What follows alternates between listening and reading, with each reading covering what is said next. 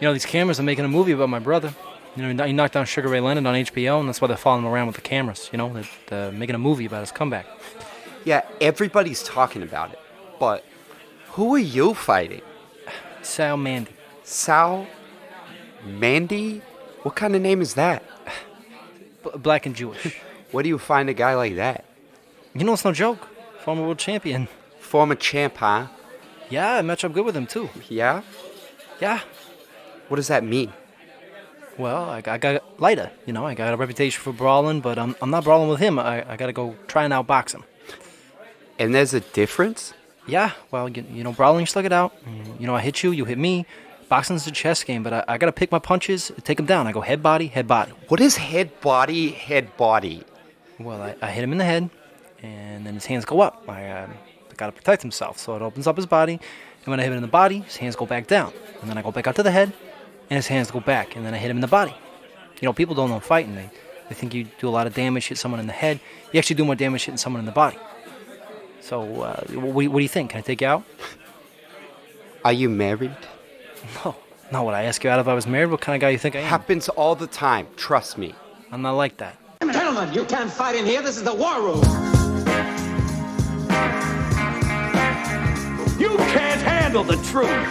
King Kong ain't got shit on me. I am the third revolution. I am so much crazier than you. I am the one who knocks. Go ahead. Make my day. Nice thing, big boy, huh? That's Brad. Everybody on? Good. Great. Grand. Wonderful. Welcome to Facing Off, a podcast where we take two movies and we throw them in a cage and make them fight until the other movie is a bloody pulp. It's called an octagon. And hey, I'm Mark Wahlberg. I'm Gabe. Hey, well, Mark Wahlberg? Yeah, we're Mark Wahlberg. It's 11:10 a.m. Yeah. It's 11:10 a.m. on a Saturday. Yeah, I've been up. We woke up at I've 2 been a.m. up this since- morning. Yeah, 2 a.m. And then you woke up at 4 a.m., so I woke up at 1. What's up? I'm Gabe, one of the hosts. And I'm Nick, one of the other hosts. Oh, yeah, one of the other ones. One of the other ones. Nick, what's going on, dude? Nothing, man. We're recording in a morning. Yeah. We're recording in a morning. Mm-hmm. I've completely lost the ability to speak because I've been inside for so long. Got my blueberry coffee. Yeah, I got my hazelnut coffee. Shout out to blueberry coffee. Hazelnut? What are you, 14? Yeah, apparently. What are you, 14? What are you, 14 or what? Cool. Before we How are talk about you? these movies, I'm doing all right, man. I'm, staying isolated, making videos that half the world hates and half the world loves. So I'm going to keep making those videos Dude, until you Paul keep makes a doing deal. You. Yeah. You keep doing you. Those will keep coming. Before we get into the episode, one shout out. I do want to shout out Christian LaSala, who listens to all of our episodes, but I'm mostly shouting him out because he loved the movie Warrior, and he almost forced us to watch it when we were in the fraternity together in college because we were sick.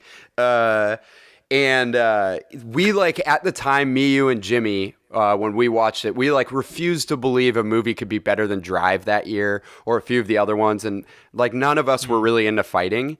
And then we watched it, kind of choked back tears during it and absolutely loved it. And it blew our minds. And I was an arrogant asshole to you, Christian, about that. And just want to give you a big shout out. Thanks for listening. Yeah, shout out to Christian. Yeah. Well, That's a today, good one. since I was saying that, we're going to be talking about two fighting movies, Warrior and The Fighter. Nick, do you have a synopsis for these two movies? Oh, no, I forgot that part. Just kidding, I didn't.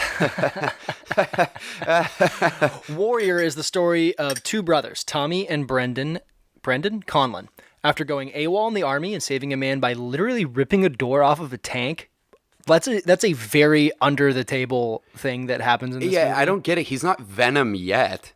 Yeah, he's Bane, though. Yeah, Tommy Bane. returns home after ripping the door off a tank to his father, Patty. Patty is a recovering alcoholic, and Tommy isn't exactly there to accept his father's apologies. Instead, he bitterly requests that his father train him to fight in an amateur Spartan MMA tournament to win the $5 million prize for his late friend's wife that he lost in Afghanistan. Meanwhile, Brendan is a high school physics teacher struggling to make ends meet after mortgaging his home and paying for his daughter's open heart surgery. After rekindling his former MMA fighting career by opening a can of whoop ass on some dopes in a parking lot fighting ring and earning some cash, Brendan enlists the help of a friend and former trainer to enter the same Spartan tournament as his brother. Drama. When the two discover that they are enrolled in the same tournament, Brendan tries to reconcile their past differences. See, Tommy took care of their mother after she left her abusive husband while Brendan stayed with Daddy despite the alcohol addiction thing. Patty never really reconciled with Brendan and definitely didn't reconcile with Tommy. When Tommy pushes his father away really, really hard one night, Patty falls off the wagon and binge drinks himself into a super depressed stupor. Tommy cuddles him before stepping into the ring to fight Brendan for the final match of the Spartan tournament. Brendan is the surefire underdog and almost loses before he dislocates Tommy's arm and then pummels him into submission begrudgingly, telling him that he's sorry for everything he's done. Tommy submits, accepts the apology, and loses gracefully as the two walk out of the ring in the embrace of their respective brothers. Sorry, Tommy. Tap Sorry. out, Tommy. Fighter is the story of Mickey and Dickie Ward, Boston's boxing brothers. Love that. Yeah. Boston's boxing brothers. Mickey and Red Dickie leather, yellow Ward, Boston's boxing brothers.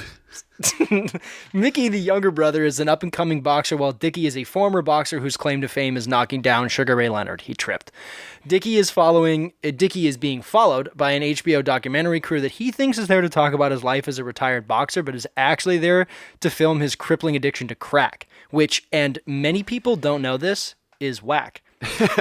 Dickie trains Mickey when he's not doing crack, and Mickey struggles to leave the shadow of his train wreck of a brother and controlling but mostly incompetent manager Alice, who's also their mother. Your girlfriend is also your mom. When Dickie is arrested for, among other things, impersonating a cop, Mickey tries to stop the police from beating his brother up, but gets arrested himself and gets his hand broken in the process. His girlfriend, Charlene, helps him to realize that he needs to leave the shadow of his family and pursue greatness before he's too old to step into the ring again. He ditches his family, much to their chagrin, and goes on a winning streak that comes to a head when he beats a man named Sanchez using a strategy prescribed to him by Dickie. When Dickie is released from jail, Mickey has to tell him that they can't work together anymore, but he ends up working with him anyway because Dickie's sober now, and honestly, he's the reason that Mickey beat Sanchez and ended up fighting for a championship in the first place. Yeah, that's right. Mickey wins the championship, Dickie gets redemption, and makes nice with Charlene. Charlene, you're fucking Charlene. garbage, Charlene. All right. Yeah, we're doing these two That's it. movies. They're very, very similar fighting movies. Yeah, they're both brother about movies. brothers, and they're about hyper dysfunctional and abusive in different Hyper-masculine. ways families, and how you have to kind of like persevere through that. But another thing is, like, if you go on Amazon, these two movies come together as a DVD 2-pack. So they had Do to they be really? Yeah. So this is like a perfect That's how we facing should off. choose episodes from now on. Which movies come together as a 2-pack on Amazon? Yeah. Well, sometimes there's like super random ones that just have the same actor and are like completely different movies. Oh, really? Yeah. I've never deep dove into the 2-pack on Amazon. Oh, you're not in the DVD game, dude? 2-pack? 2-pack. 2-pack. 2-pack Shakira. Tupac. Okay. Yeah, 2-pack. All right. Well, we are going to break these movies down based on our 5 categories. We're going to use our typical categories, and we are Yes. going to use a rating scale of 1 to 7 for each of these categories. 1 being the lowest, 4 being the middlest, and 7 being the highest. heavyweight champion of the world. Yes. Boom. Boom, boom. 4 is just like kind of average. So goes about that. middleweight champion Let's of the world. let's start out with acting, because I think these two movies are really like big powerhouse performance movies. Oh, for sure. Let's start with acting. Nick, why don't you start it off with Warrior? Okay. I will And start off explain with what Warrior. acting is. Acting is a category that encompasses a bunch of different things. It's not only the realness of the acting, but also, do we think that the directors and the writers gave the actors the tools they needed to give the best performance that they could? Boom. We're also going to give some extra accolades in this episode. So I want to start off by naming one of my all-stars here, Nick Nolte. Oh my God. So good. Nick Nolte is incredible in this movie. I cry every time I watch it. Yeah. I cried the first time I watched it. Yeah, Nick Nolte Yeah, you could explain makes the me story. sob like a baby. When it was like me, you, and Jimmy were watching it all together, like huddled around my computer. and then the scene where he like falls off the wagon. And Tommy is like the scene holding where he him. confronts Brendan is really sad too. Oh, I mean, there are plenty of ones, but I remember that scene where he falls off the wagon and then like Tommy like gets over his like grudge against him and like holds him. Me, you, and Jimmy just like didn't talk, and we got really quiet, and everyone was like fighting back tears. Anyways, dude, keep going. I did not fight back tears this time. I just straight up cried. Yeah.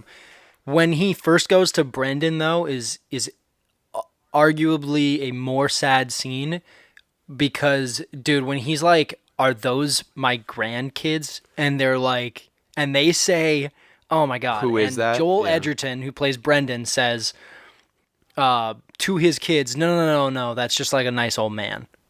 Yeah. Like they don't even remember that that's their grandpa. Is the saddest thing. I think it's And then brilliant obviously character when he writing falls off the because wagon. just based off of that, you know that Nick Nolte, without showing him in the past, you know that he must have been this extreme abusive monster. He must have been terrible. Like the because worst. He's like Yeah.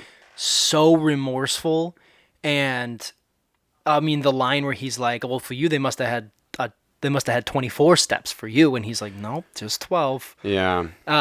It's just literally the role was written for Nick Nolte, and it shows. Yeah. The role was like literally they wrote I know, the role I know. with Nick Nolte in It's mind. that's and awesome. It completely shows. Edgerton is good. Hardy is good. Maybe not his best. And also, I laughed a lot when Brian Callen shows up, basically doing an impersonation of Joe Rogan. Yeah, so Brian Callen plays himself, and Brian Callen is a big fighting fan. Like he has a podcast with Brendan Schaub, as the fighter and the kid. But he basically does Joe Rogan, and oh my god, is he annoying in this movie? He's like the Max Kettleman, is that his name? Yeah. He's the Max Kettleman think in so. like Creed 2 to this movie. Oh my god, I hate that guy. Yeah, I think so. But yeah, I mean, Nick Nolte's my all-star for this. Yeah. But I mean, Edgerton is fine. Hardy is good. I'm curious to know what you think of Hardy. So dude, these actors went for it. Like Hardy and Edgerton both got severely injured on set. Edgerton tore his MCL. Hardy broke like multiple bones, including his ribs. His own bones or the bones of others? Well, because both. he's just a massive hulking man. It's kind of crazy though, because I think he's like a really short person. But Yeah, I don't he think is he's very he tall. is terrifying. I think Tom Hardy is really, really good at playing someone with a chip on his shoulder, and boy, are those shoulders big in this movie. Dude, they're bigger than big. He's like good at being like a vengeful character, and the scene that really got me, the Brendan scene is really sad outside of his house, but the scene when Tom Hardy is like, "Who are you to me?" Like when he's like playing the slots and he's like throwing the coins at him. He's like, "You need this more than I do," or whatever. He's like, "We're nothing together." And like his dad's just trying to connect with him because he also was a war veteran. I think he has some of the best lines in the movie, like really mean burns in the movie. Oh yeah, Tom Hardy is brutal. He and Joel Edgerton are really, really good at voices and accents. And they're both, Hardy is an English actor and Edgerton is an Australian actor. And they are very, very good at hiding their original accents. Oh, yeah. And I always find that impressive. It is kind of funny how big Tom Hardy is because it's like the exact opposite of Christian Bale in The Fighter. That's true. I think, but they both were in The Dark Knight Rises like not long after these movies came out. wait, was Joel Edgerton in it? No, you said Christian Bale. Oh, Christian Bale. Yeah, true. Yeah. And that movie's that is such a good point because then they're like The Fighter almost came equal in out size. before the Warrior did, a year before. Yeah. So he had 2 years to get back in Batman shape, but Tom Hardy is in like Bane shape. Yeah, in he's this. fucking huge. And in that shape is muscular. Yeah. If muscular is a shape. I think Joel Edgerton is really good emotionally in the ending scenes. Like he's really good at acting in the ring. And like when he's like, "Oh, He what? is. Oh," and then he's like, "Tommy, I'm sorry." It's like really good emotional acting. And then Nick Nolte, one of the best supporting performances. He should have won. He shouldn't have because Christopher Plummer won for beginners, and that is one of the most incredible roles. And Christopher Plummer was the oldest actor to ever win, and he hadn't won anything. And if you look, he's been acting since he was like in his 20s and 30s in The Sound of Music, and then like 50 years later won an award. The Sound of Music. Yeah, as opposed to what? I saw that tweet. That was really funny. Dude, I highly recommend Beginners. It's like my 11th favorite movie of all time. All right, fine. But anyways, yeah, I also, the supporting performances are good. Frank Grillo is really good. Yeah, he's great. This was kind of the first moment where he was like great. Jennifer Morrison is pretty good. She's too. okay. Yeah, I mean, She's like, always could have okay. had anyone. Yeah, I agree.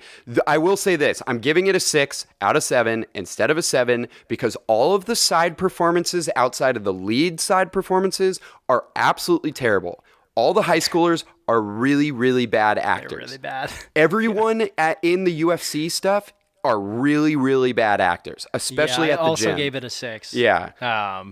Yeah. Oh, and I figured out the shape that Tom Hardy is. It's an upside down trapezoid. Oh, that's...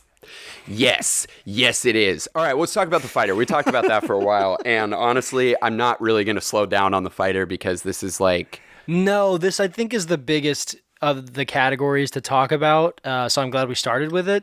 I gave the fighter 1 more than I gave Warrior. Exactly, same with 7. Me. Exactly. Yeah, because no one's bad in the fighter. No. Except the little kid who looks like a grown-ass man, and it's gross. I don't like it. Wait, what kid? Christian Bale's kid, dude. He No, looks like a grown man.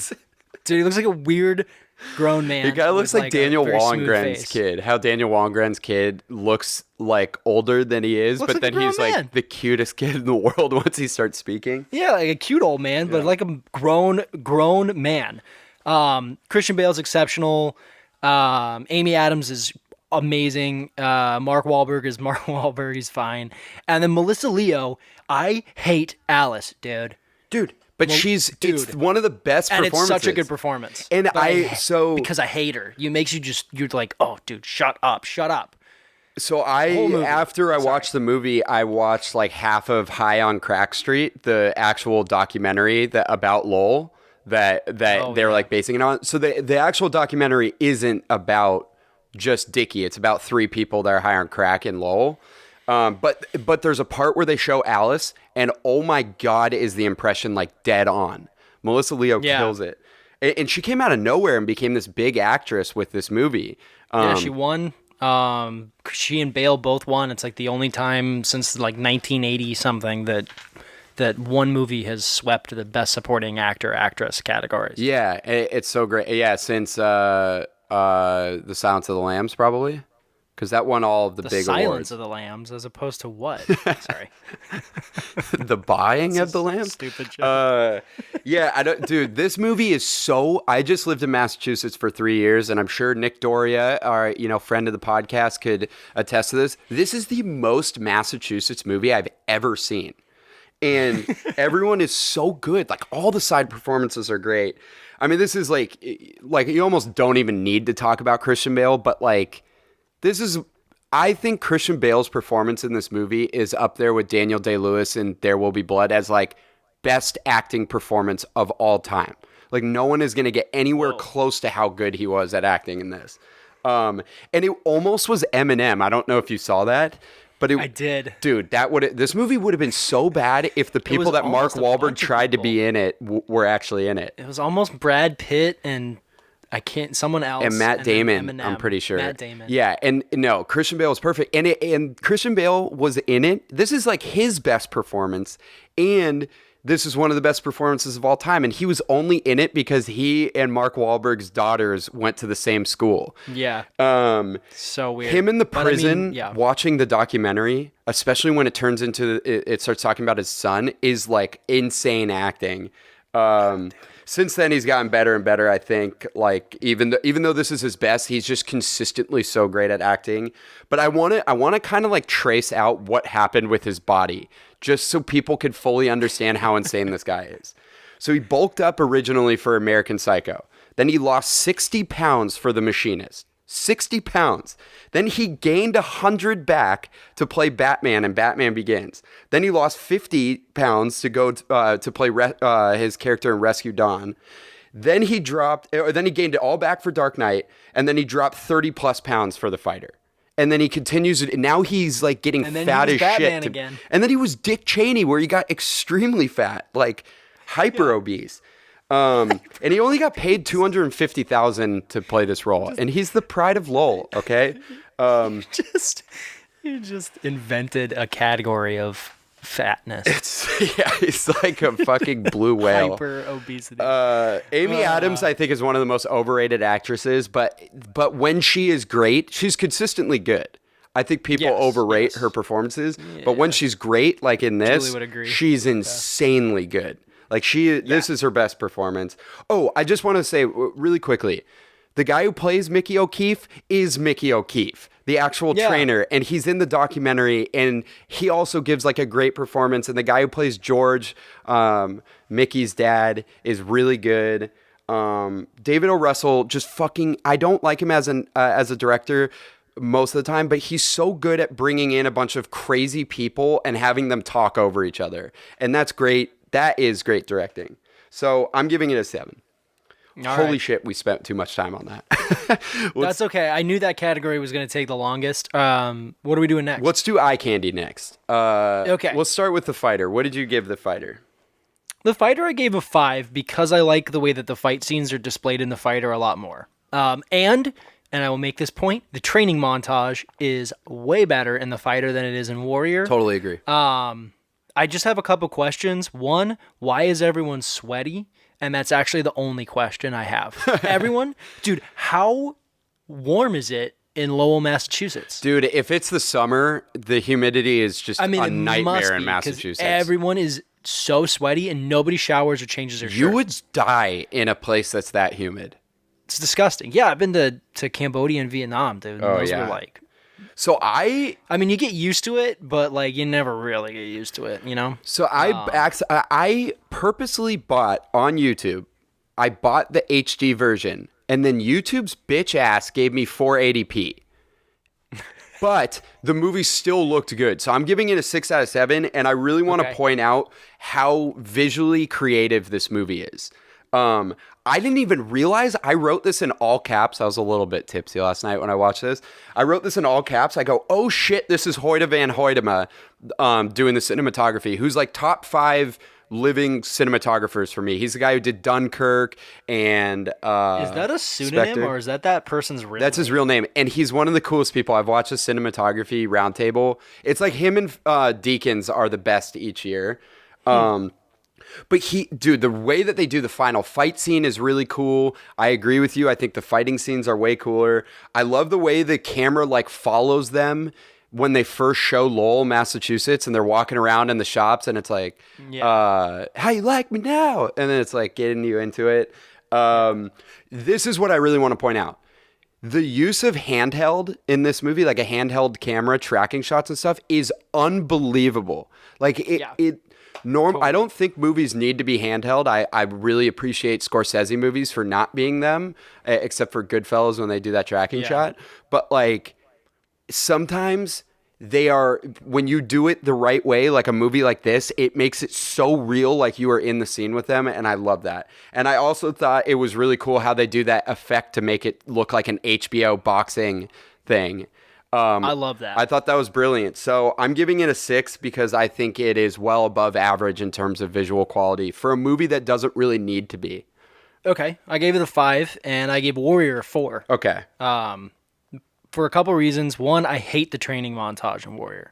The stupid dude. Any movie with the boxes and stuff moving. Any movie that has floating rectangles, I hate. So you hate Ang Lee's Hulk then with Eric Bana? Oh, I was about to say that. It just reminds me of starring Nick Nolte. Eric Bana. Oh yeah. That's right. Dude, I love that movie. Me and my mom are the only people who love that prefer that Hulk movie to the Edward Norton one. I have to rewatch them, but I definitely hate the floating rectangle thing. So that was like a huge deal for me. I just thought it was kind of an average looking scene. The fight scenes are really good though, and they're really fun to watch. Yeah. Also fun to watch, Tom Hardy's traps, dude. So big. What? Julie goes, what muscles are those? But How it's like, does he look it's almost like that? not his traps. It's like he's lifting his back shoulder blades to be above his body. It's like he was born in the dark. Yeah, he literally looks like the Bane from like the comics and stuff with that. We deserve a fighter that was born in the dark. You merely adopted it. Okay. And this gives But I you gave some it- kind of power over me. That's such a bad impression. You gotta talk into a cup. So I actually We'll I do gave that it. when we do Dark Knight Rises sometime. Yeah, we'll do it. I actually gave it a 5, so like slightly, but I think you're right. I Okay. think that the fighting montages are kind of bad. Like our opinions on them, like which one is better visually is the same. Yeah. We just you ticked it up. a bit. I think it's slightly above average in terms of the way it looks, and I think that's I really respect what I don't think Gavin O'Connor is a really good visual director, but I really respect his use of budget, and I think it didn't look like a poor movie, even though it wasn't that high of a budget. I don't think.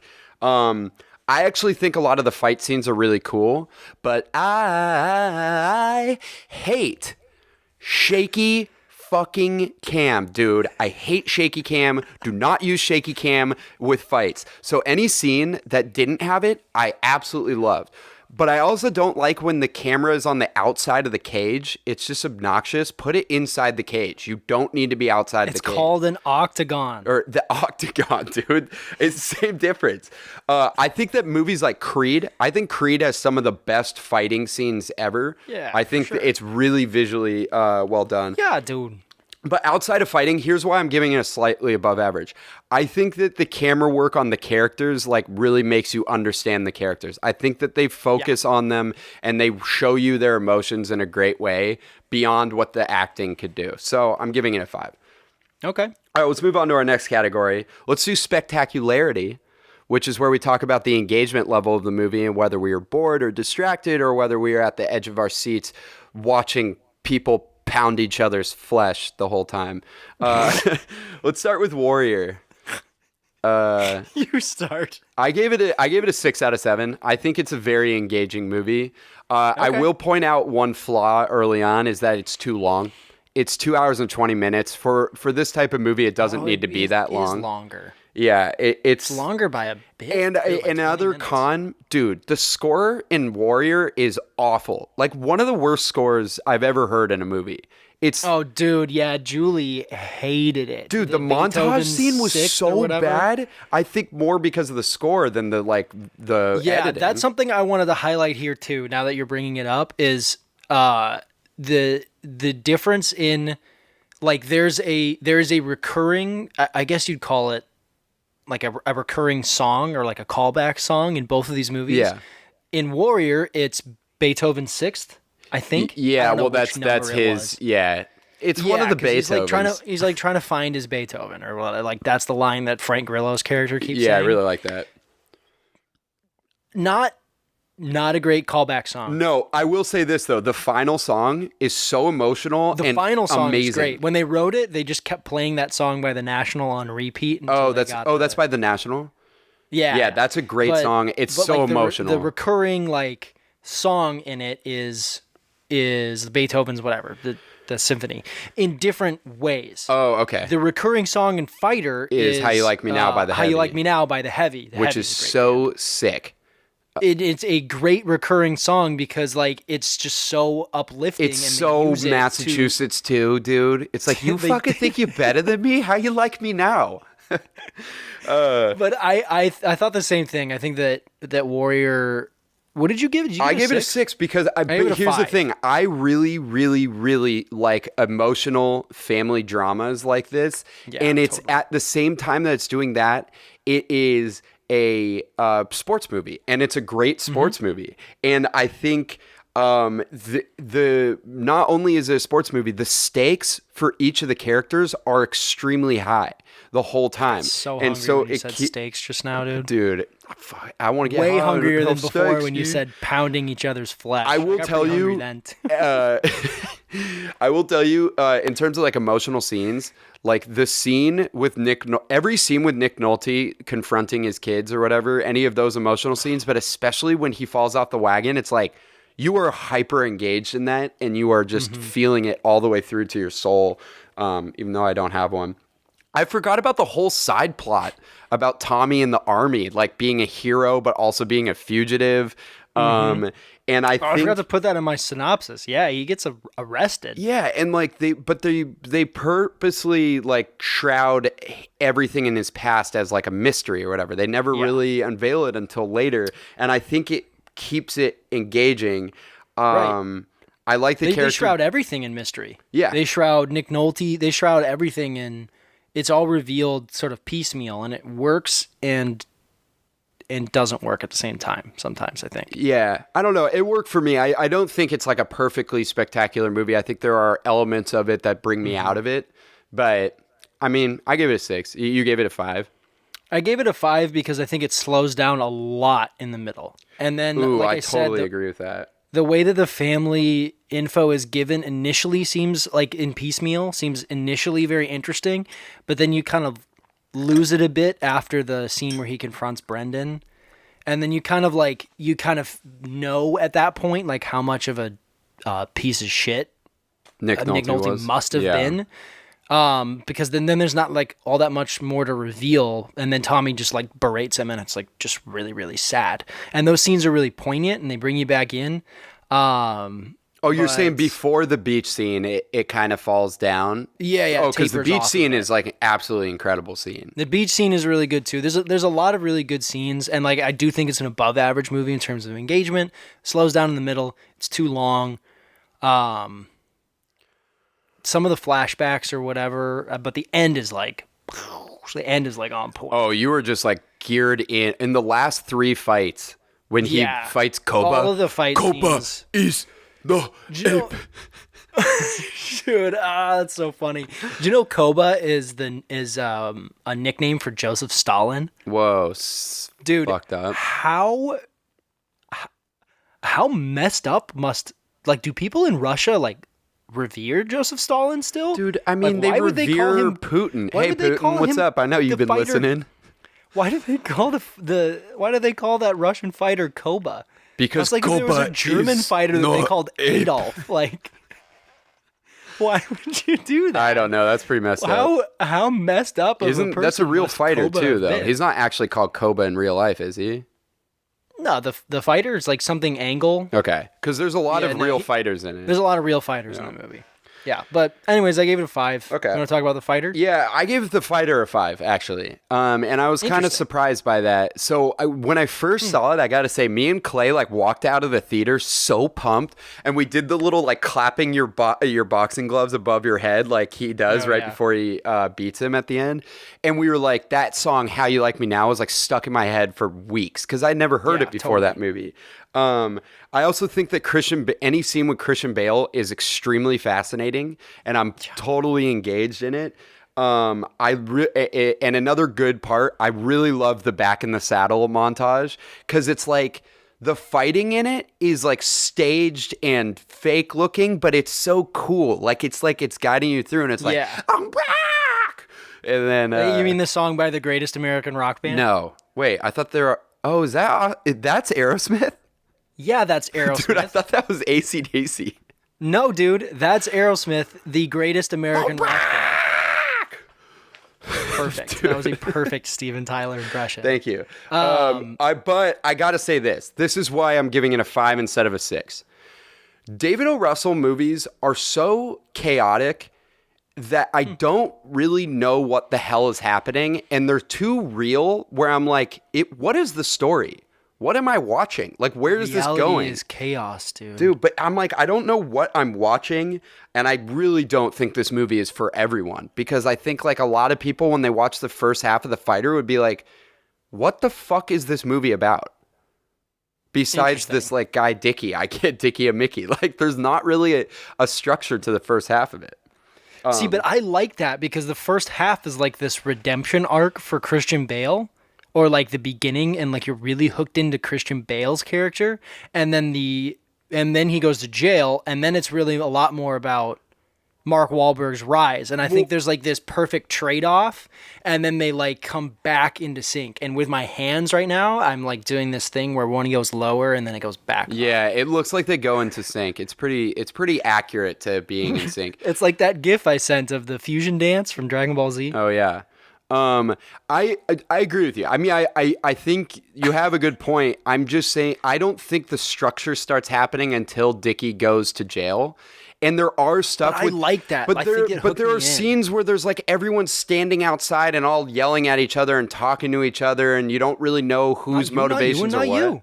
Yeah, I just like, but I don't know. I gave it a 6. I think it's a more engaging movie.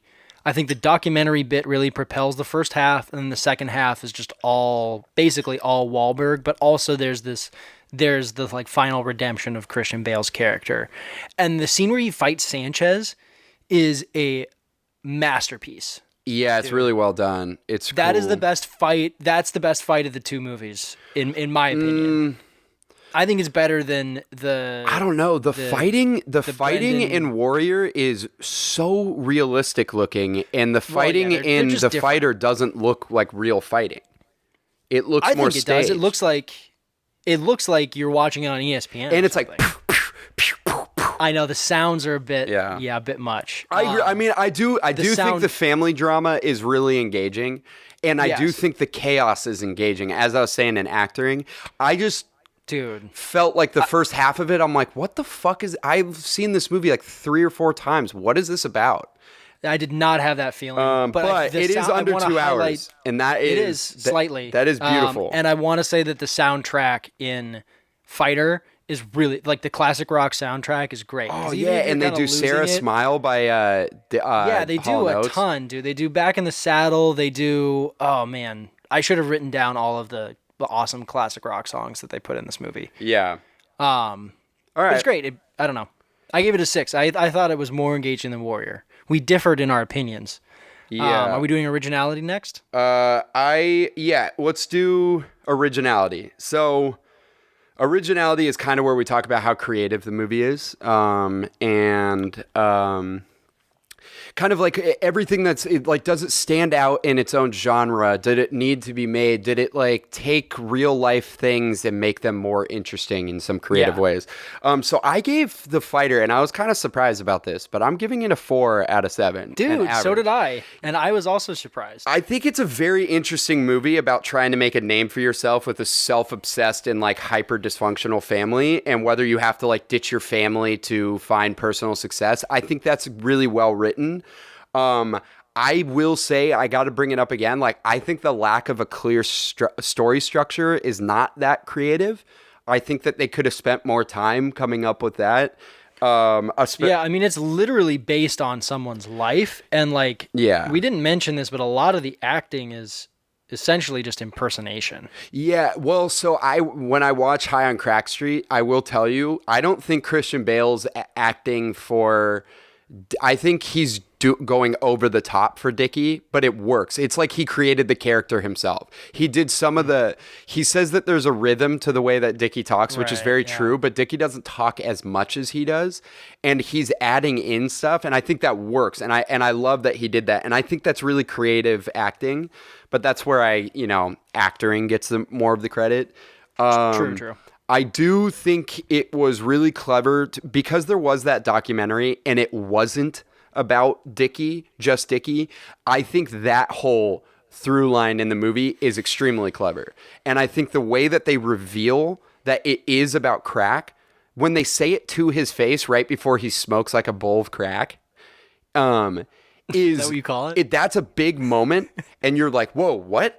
I didn't realize this documentary is actually about that. But then when you're in the prison and it really gets into how it's like literally not about him as a fighter is like a very shocking moment that hits really hard. And I think that's really good writing. So embarrassing for him. Yeah. I don't know. I think it is based on a true story, as you said, but I think they bring in a lot of like cool fiction and embellishments that really help it. I just think it's kind of average. It's visually creative, but I'm not going to give it credit for that. Yeah, totally. I gave it an average score. I just like there's a ton of boxing movies and there's a ton of family drama movies, And there's a lot of family drama movies that are also sports movies. Like, they pretty much all have that kind of a thing to them. And like, I've been reading all of these articles on The Athletic. This is like a total aside, but it's kind of the same, about different, like, they like rank the top 100 baseball players. All of them, not all of them, many of them are about family issues. Oh, like, it's just, interesting. dude, That they dude, overcame You should their- read about everyone should read about Mickey Mantle's relationship with his dad. Whoa. Dude. Yeah. It's not okay. Yeah. I don't know if I want to, but that's not like an original like idea. Yeah. And it is like literally based on a person's life. For sure. So I gave it an average score 2. okay, cool. I gave Warrior 5 though. Yeah, I think I gave Warrior a 5 as well. Why don't you? No, actually, I gave Warrior a 6. So I kind of thought you were gonna give it a 6 too. Yeah. Because I gave it a 5. Because I think the only thing that makes it like really, really original is that it's about MMA and it's a really good movie, and those things don't exist. yeah. Like, oh there my aren't God, really good you said movies that in a about way MMA. funnier way than I was gonna say that. So it has to be above average, right? Like, it just, Yeah. for that reason and that reason alone. But it is like, it's an amazing movie. It's a great. It's really like a incredibly powerful performance from Nick Nolte. But the thing that makes it original is that it's a really good movie about mixed martial arts. Yeah, I wrote down that same note, not in that way, because that's funnier. Because the only other one was like Never Back Down, which is not a good movie. You could tell. What I also appreciate is like you could tell there was a lot of respect for the sport in this movie. They kept real fighters in it. totally. They tried to make it as accurate as possible. I think it's awesome that this movie is about 2 different types of underdogs, and they really flesh out exactly what motivates each character, and their styles are like, okay, so it's a little confusing because you have the brute force of Tom Hardy facing the smart, self-preservative version of like a fighter that is Joel Edgerton. Yeah, but vet. it's kind of confusing because Tom Hardy's character was originally a wrestler back in the day, but he wins by knocking people out with punches. And then Joel Edgerton was a fighter, like- and he knocks people out by he's the tapping ground- them out. Yeah. Yeah, he's like the ground fighter. It's weird. Interesting. I mean, I guess I didn't even think about that. That's a really good point. it's really interesting. But I think father-son and dysfunctional like brother relationships really are interesting to me. And to put that into a mixed martial arts movie is really creative. And that's why I'm giving it well above average with a 6. Fair enough. I also, I got to say, some of it like bothers me. I don't believe that Brendan would have won that tournament. I don't believe he would have beaten Koba. No. That just like, there's no fucking chance he would have won that fight against Koba without dying in the process. And Like, then when what does he do to beat Koba? He gets him to tap out, but like he gets everyone to tap out. I thought it would have been cool if he knocked one of them out at one point. yeah, it's like the Sanchez fight where he basically like breaks his rib. Yeah. Yes. Yeah. Yeah. Where Mark Wahlberg just takes it and then he just Oh yeah, yeah. breaks He the dude's just rib gets or, like- Koba in a position that Koba, I'm pretty sure, has just never been in. Yeah. I will say overall, I'm not a fight. Neither Nick or I. I mean, Nick likes it maybe a little bit more than me, but I'm not a big like fighting fan. I don't really care when people want to watch that. I'm like, why does this still exist? But I love the idea that a fight could literally last 30 seconds. yeah, I mean, everyone's that's yeah! terrifying. Oh, Yes, so- yeah. Well, like the time that we went to try to see that one fight and it just ended and like Yeah. yeah, so but because I'm not a big fighting fan and they created a movie that I really really enjoyed, I think that is very original and creative. Definitely. And I think that's its legacy too. Yeah. So, I mean, just to transition into talking about legacy, I gave Warrior 5 in terms of its legacy because it's a really good movie about MMA. Nick Nolte was an amazing actor, and I will always remember that performance. Yeah. So personally, it's very memorable for me. And it's definitely still a movie that should be talked about, and it's like far and away the best movie about mixed martial arts fighting that exists. I don't know. So well, they made like that's Kingdom. gotta That be show its was actually legacy. pretty good that we watched. That with show Frank was Grillo. pretty good. Yeah. Dude, remember Nick Jonas in that? Yeah, he was actually kind of good in it. Nick Jonas crushed Well, you know in who that also show. was in that is That was my like that was gonna be my recommendation is the show Kingdom. well, you know who also was really good in it, and I almost forgot he was in it, is Paul Walter Hauser, the guy who played Richard Jewell this year. Oh yeah. Who's just like a huge actor now. He's also, you got to listen to podcasts with him. He's one of the funniest human beings, and he's just so nice. But Really? anyways, you But gave yeah, it so a 5? I gave it a 5. I gave it a Yeah. 5 as well. I think Okay. it is a pretty popular movie. You know, it's really well loved by audiences. 8.1 on IMDb is very, very high for this type of movie. 92% Rotten Tomato audience. The critic reviews are pretty good, but this is a huge box office flop. Like, this movie lost Really? $2 million on a $25 million budget, which is crazy. Whoa, bringing in the facts. And it only made $17 million in the United States. And I think that's because people watched it after it was in theaters. When it came out, when we watched it, I thought it was one of the best movies of that year. And I was really surprised by it. And I was really pissed off it wasn't nominated for more. In hindsight, I still like Drive and Ides of March a lot more. Those are two of my favorite movies. But I think it really aged well. And I think people were really pumped that we were doing these two movies, especially that we were doing Warrior. And so it leaves you feeling really optimistic and feeling great. And Absolutely. that's its legacy. And another huge thing is they filmed multiple movies that take place in mountains just on Tom Hardy's back after this movie. So that's gotta be a big legacy. That's hilarious. Okay. Yeah, there was a documentary on his shoulders for sure. Stealing Yeah, Crystal what about the Jones. legacy for The Fighter for you? I gave it a 6. It won both supporting actor awards. It's I think a better movie, not by a long shot, but it is just overall a better movie. And there are performances that are always memorable. And there's just something about a movie that Mark Wahlberg like pushes. That he just Yeah, attaches it's really himself inspiring to. that he like did that. He worked his ass off. He forego his like salary for this movie. Yeah, and he trained for like years and found like sneaky ways to like continue training for this movie. I still wish there was someone else who played his role. I know, but it's so like there's something about like I don't love Mark Wahlberg. I think Mark Wahlberg is fine. Well, then But why there's don't you something not about- marry him?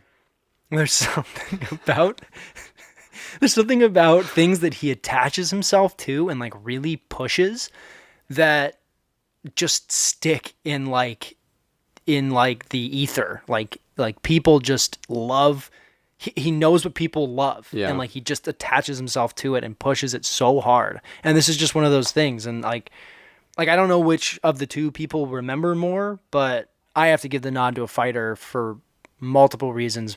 I mean, and like the most obvious being that it won both supporting actor like And it was nominated for 7 awards. Yeah, it was nominated for Best Picture. Yeah, I mean, and it like I don't think it should have won because that was the year The Social Network somehow didn't win, and it's forever for my entire life. I am going to like scream at the top of my lungs how stupid it was that The Social Network didn't win Best Picture. But anyways, Yeah. I digress. I'm gonna give it I was hovering between a 5 and a 6, and I really like your opinion about Mark Wahlberg and that you kind of have to. This movie has a legacy because he made this movie have a legacy, and I give it a lot of respect. I also think this catapulted David O. Russell into one of the more popular director categories for prestige movies. You know, then he did Silver Linings Playbook, which is really good. American Hustle, which was not that good, but people enjoyed, and it was nominated for a lot, and it won multiple awards. He's become a big director, even though he's a piece of shit asshole to his actors. I don't know if you... Is he really? Oh, he makes them do a ton of takes. He's like a psycho about it. He's not like Stanley Kubrick. He's like an absolute asshole to everyone. He's like one of the people that people respect him, but they like almost don't want to work with him. But yeah, it was nominated for 7 Oscars. It had the same budget as Warrior, and it's not as like crazy of like a sports movie. And it made 129 million worldwide, which is crazy.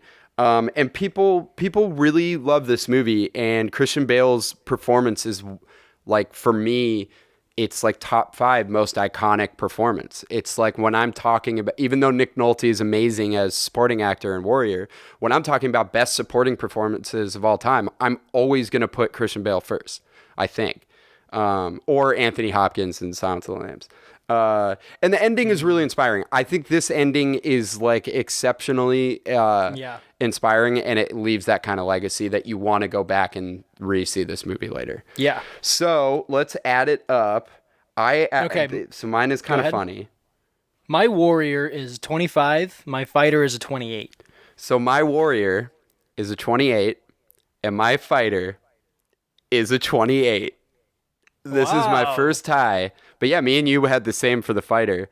So that's Warrior 53 to 56. Wow. So I wasn't expecting going into this that Warrior would win, and that is my fault. I'm the one who tipped the scale on that. No, Warrior didn't win. Why wouldn't it win? No, Fighter wins by 3. Oh, yeah, you're right. I rated the Fighter 3 points higher. Okay. Yeah, I gave it a nod. Fighter got a nod in acting, spectacularity, eye candy, and legacy. I only gave it the nod in like 1. Warrior got the nod in originality. Okay, yeah. Mine was kind of even across the board. So right, yeah, you did. I mean, this is like as close as 2 movies are gonna get, honestly, on this podcast, which I just wasn't expecting. Yeah, I thought the Fighter would be way higher. I was really excited for this episode. Yeah. I also just wanted to talk, dude. Remember the you just watched it last night, so you better remember. There's like that cinephile guy. When Mickey and Charlene go to the I forgot to mention this. I think I went to that movie theater. Oh, really? Yeah, in Lexington. Dude, that guy cracked me up because I was like, oh, look, it's Gabe. It's us. Yeah, it's Gabe. or both of us. Yeah. He's like, the cinematography is really good, and they're like, oh yeah, really? Oh man, he's wearing the like sweater. That I was gonna point out is Amy Adams' like best scene. She's so great in that. She's like, why the really fuck did you take me to this movie? What, are you afraid of me or what? Like, she's so good. All right, let's get into our accolade section, which we are improving our accolade section and trying to give you guys some like hot beefing shit. up more than Tom Hardy did for this. Oh, true that. Let's start with the MVP. Okay, my MVP is Nick Nolte. Makes me cry every time. Yeah, my MVP is Christian Bale. Nick Nolte is great. Christian Bale's otherworldly. What about least valuable player? All the high schoolers in Warrior. Oh, fair enough. And I'm gonna include that in worst scene too. Mine, I think it's an amazing performance, and for that reason, that's why I gave her least valuable player is Alice. Oh my Not God. Melissa Leo, Alice. Yeah, she's a piece of shit. The character Alice is she is not pleasant in this movie. Here's the like. It's a testament to Melissa Leo's acting that I hate her this much. But dude, ranking of 3 mothers I hate the absolute most, and one of them is now a mother. Sorry, spoiler alert. But 3 people in any TV shows or movies that I absolutely hate the most as mothers: Alice, Skylar White, and Darlene in Ozark. Darlene in Ozark makes me want to like smash my head into a desk. I hate her so much. She's the evil like hillbilly woman. Yeah, no, I know. Who's your 6th man? So this is the person that did the most with the least. Okay, so like technically Bryan Callen is doing way too much in Warrior. But dude, yeah. I hate him, so I want to give it to the guy who plays George in The Fighter. So did I. Nice, Jack McGee. Dude, Jack McGee, I think dude. he's really, really good in Warrior. Like his He's performance amazing. is pretty powerful, and he's only in like 10 seconds of each scene he's in. Yeah, dude, he definitely Wow, like steals. nice, dude. Look at us. Yeah. Hey, Look at at us. Look at us. All right, let's pick our all-star. Oh wait, no. What, comeback player? So did you have a comeback player of the year? So that's the person whose performance grew the most on you, or like they're developed as a character the most for you, or just in general. Did you pick one of those? Because I picked one. Who's yours? Mine is Tom Hardy, because at first I didn't. Yes. His performance doesn't gel with me until basically the final scene when he's just I think Like, it's a he's really just complex not character. Likable. arc. He is a very complex, like, character, and the performance. I was like, this is not Tom Hardy's best. And then by the end, you're like, oh, okay. I kind of thought it was He's just such one an of his unlikable best person, performances too. because he's such a hateable character. Exactly, and that's why. But I didn't think that until I thought about it again. So that's like. Oh, what and then he's comeback just like player of the so year is he's to so me. kind and like patient to his dad when his dad falls off the wagon and he fully understands. Like, it's just like his performance just builds over the course of the movie. So by the beginning you're like, and by the end you're like, okay, yeah, that's Okay, a really, really all right. powerful performance. So that's what I think this new award. Okay, is for. we'll build an all-star team. So pick 5 performances from both of these movies that are your all-stars. Okay. That you would face against any other movie. Nick Nolte, Christian Bale, Melissa Leo, Amy Adams, and Tom Hardy. Okay, I pretty beefy. almost the same. I did Christian Bale, Nick Nolte, Melissa Leo, Tom Hardy. I didn't put Amy Adams, even though I think she's amazing. It's just that I feel like someone else could have done. No, I don't know. But then I have like kind of a tie for the trainers in each one. So Mickey O'Keefe, who plays himself, and Frank Grillo. I think Edgerton is great, and I think Amy Adams is great. I just like those Edgerton are the ones. was almost my least valuable player, honestly. Oh, so I kind of thought that, but like, dude, Edgerton is just like his career is crazy. He's fine, but I think like It's the in least. in these two movies, like everyone is such like a powerhouse, and he's just like good. Yeah. Okay. I agree. know? I agree with that for sure. Do you have let's do the Infantruppen Award for dumbest moment. Dumbest moment. So Infantruppen, if no one understands, that's what our president said. And I don't even know what word he was going for in that speech. He's talking about like an infantry But badge. oh yeah, okay. But It's like he an said award Infantruppen. ceremony. I mean, dumbest moment for me is the scene where they show all the high schoolers in that parking lot. I hate every Yeah, scene that with those seems high schoolers. stupid. They're the worst. This scene is not like a dumb scene in the sense that it's like it's like a stupid scene like yours, but it's like one of those ones where you kind of face palm when you rewatch it, but because you're like, oh my god, how did he not see this coming? Is when Dickie says at the beginning of the movie, like very, very like little time in the movie, he says, the joke's on me about something completely different than the documentary. Oh. And then you find out that the joke is literally on him. Yeah. He's just like it. Like I was rewatching it and I was like, oh, dude, I forgot about it. It's just like this scene where you're like, how could you be so stupid? How could you be so stupid? To the character. Okay. I don't know. Yeah, that's fair. Different take on your award, but I can't. Well, I don't know if this award really applies to these movies, but we will keep that award because that's a funny word. True. Okay. Do you have any recommendations? My recommendation was the show Kingdom. At least the first season of the show. Yeah, Kingdom. we stopped watching. It's a DirecTV original.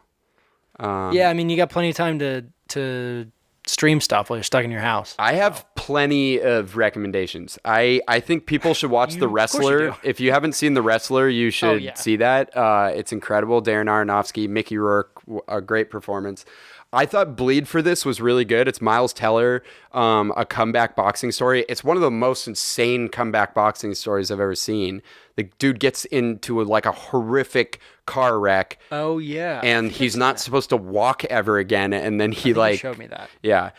Prayer Before Dawn is this awesome movie where this fighter kid who's he's from Peaky Blinders and he's from the episode what's the episode called? Hang the DJ of Black Mirror, the dating one.